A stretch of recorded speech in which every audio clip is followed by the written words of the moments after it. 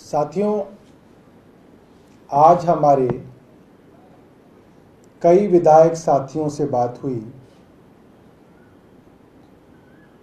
और कई कॉन्स्टिट्यूंसी में रहने वाले नागरिकों के फ़ोन आए। ग्रेटर कैलाश से फ़ोन आए, चितरंजन पार्क से फ़ोन आए और लोगों का ये कहना है कि अब ये बात तय है कि भाजपा के जो पार्षद हैं उनका टर्म खत्म होने वाला है। महज अब 10-15 दिन बचे हैं और एमसीडी के अंदर भी भाजपा की सरकार अब कुछ दिनों की मेहमान है। भाजपा का टर्म खत्म हो रहा है।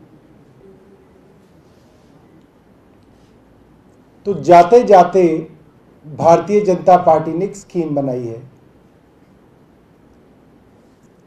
कि जिसका मकान है, जिसकी दुकान है, जिसका रेस्टोरेंट है, दिल्ली के अंदर सामान्यतः आप किसी भी फ्लैट को ले लें, किसी के मकान को ले लें, अगर एमसीडी चाहे तो उसके अंदर कई कमियां निकाल सकती है।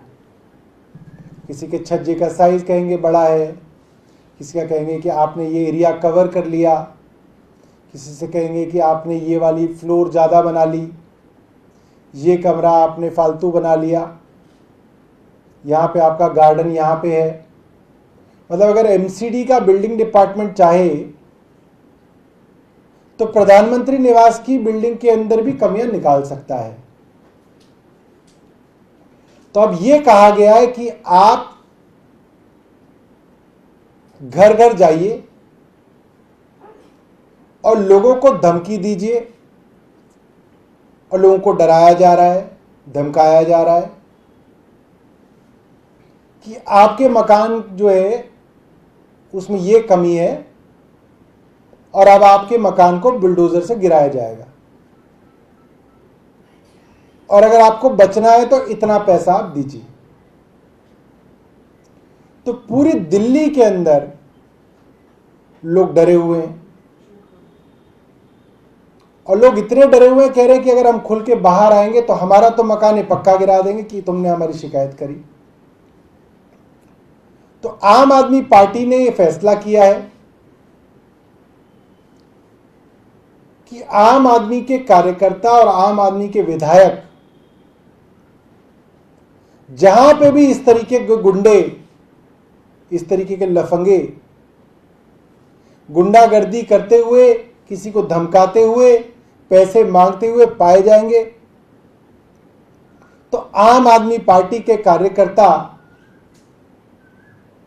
उनको पकड़ेंगे और उनको पुलिस को सौंपेंगे। और इस चीज का सबसे बड़ा सबूत मैं आपको बताऊं,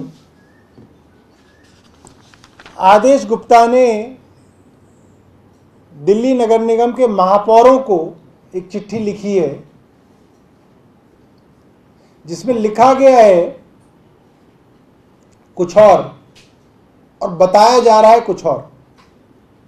बताया जा रहा है कि हम रोहिंग्या और बांग्लादेशी लोगों के मकानों को ढहाने के लिए बुलडोजर की कार्रवाई करेंगे, यह कहा गया है। मैं आपको इनकी चिट्ठी पढ़ के बताता हूं। आप इस चिट्ठी में बताइए कि शब्द रोहिंग्या और बांग्लादेशी कहां है। अतः इन असामाजिक तत्वों के द्वारा किए गए अवैध अतिक्रमण को चिन्हित कर उन पर बुलडोजर चलाया जाए एवं सख्त से सख्त कार्रवाई शीघ्र की जाए। धन्यवाद भवदीय आदेश गुप्ता अध्यक्ष। इसमें शब्द ही नहीं है।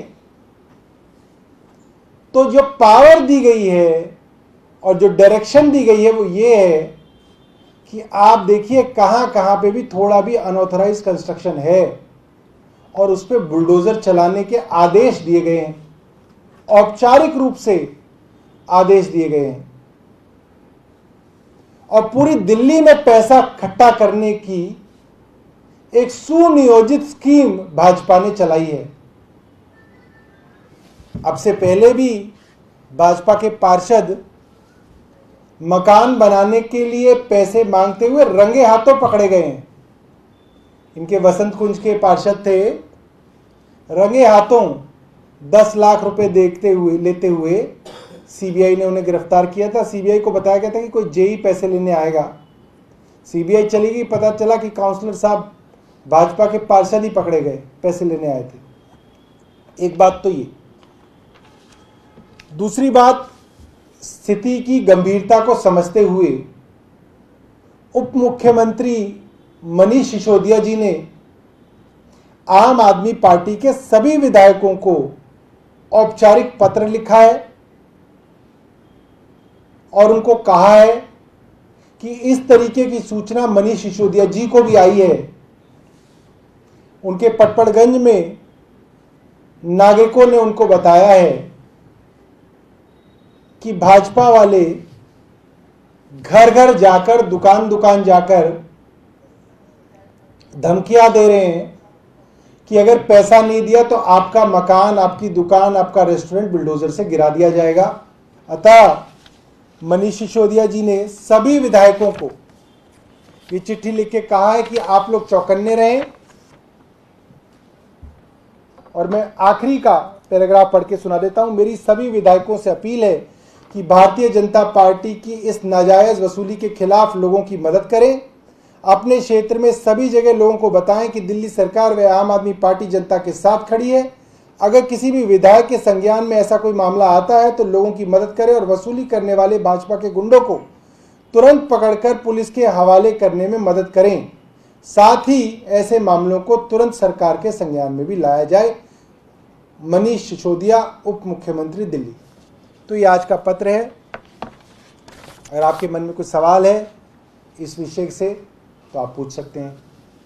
सौरभ जी, अलवर में एक मंदिर को गिराने की बात आ रही है, उसमें आरोप कांग्रेस पर लग रहा है, क्या कहना चाहेंगे?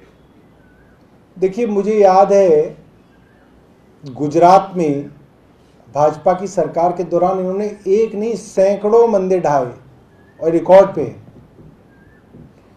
कुछ दिनों पहले योगी जी की सरकार ने वाराणसी में सैकड़ों प्राचीन मंदिरों को ढाया, इसका भी रिकॉर्ड उपलब्ध है।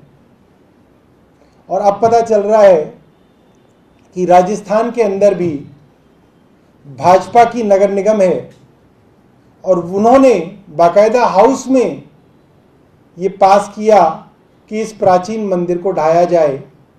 और आज टीवी पे आप देख सकते हैं कि उस मंदिर को, प्राचीन मंदिर को ढाया जा रहा है। और बहुत पुरानी बात नहीं है, कुछ साल पहले ही तुगलकाबाद इलाके में रविदास जी का बहुत प्राचीन मंदिर था जिसको भाजपा की सरकार ने और भाजपा की पुलिस ने ढाया। चांदनी चौक में एक बहुत प्राचीन मंदिर था जिसको भाजपा की एमसीडी ने और भाजपा की पुलिस ने संरक्षण देके उसको ढाया। तो भाजपा का ये पुराना इतिहास रहा है, जब जब मौका मिला इन्होंने सब किया है। और हम जैसा कि पहले भी कहते हैं कि ये दंगे कराने के लिए मास्टर हैं और कोई भी ऐसा काम जिससे समाज के अंदर दंगे फैलाए जा सके वो भाजपा करने में कभी चूकती नहीं है। भाजपा के राज में पिछले कुछ सालों में करीब 3600 दंगे पूरे देश के अंदर कराए गए हैं। और कोई सवाल? सौरभ, जिस संसार के बारे में बार बार आरोप था कि वो आम आदमी पार्टी कार्यकर्ता था, अब उसकी कई तस्वीरें ऐसी आई पिछले नगर निगम चुनाव में जहां गेटपुर से जो भाजपा की प्रत्याशी थी संगीता बजाज, उनके पूरे कैंपेन में चुनाव प्रचार करते दिखा। ऐसी कई तस्वीरें सामने उसकी आई हैं। देखिए, हम तो पहले ही कह रहे थे कि किसी भी क्राइम की इन्वेस्टिगेशन ऐसे शुरू की जाती है कि इस क्राइम का सबसे पहला फायदा किसको है। किसी का कत्ल होता है तो इन्वेस्टिगेशन में ये देखा जाता है कि इसका मर्डर का फायदा किसको है। देश में कहीं पे भी दंगा हो उसका फायदा सिर्फ और सिर्फ भाजपा को होता है, राजनीतिक लाभ भाजपा को होता है। तो कोई और पार्टी क्यों दंगे कराएगी? भाजपा ही कराएगी। भाजपा ही कोई फायदा है और भाजपा ही उसकी सबसे ज्यादा एडवर्टाइजमेंट करती है। भाजपा ही उसको व्हाट्सएप ग्रुप में भेजती है, भाजपा ही उसके ऊपर ट्वीट करती है, भाजपा ही उसके वीडियो बना के भेजती है, भाजपा ही लोगों के अंदर इसके लिए गुस्सा पैदा करती है। भाजपा ही कराएगी। कोई और राजनीतिक दल क्यों कराएगा ऐसा कोई काम जिससे भाजपा को फायदा हो? भाजपा ही कराएगी। और कोई सवाल? Thank you. अरे ऐसे इंग्लिश में ले लीजिए ना।